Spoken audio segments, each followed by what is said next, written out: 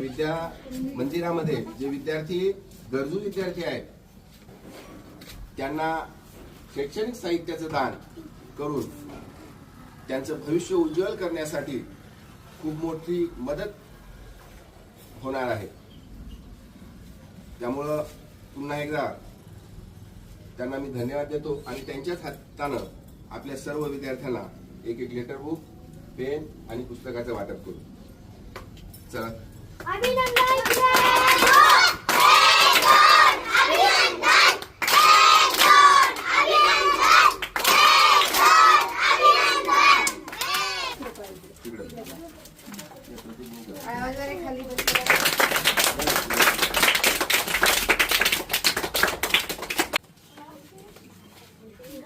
तुम्हा सर्व विद्यार्थ्यांना पवन योगीराज कांबळे भाऊंनी ही जी मदत केलेली आहे यामधून तुम्ही शिकणार आहे ना, आणि हे खूप चांगलं कार्य आहे।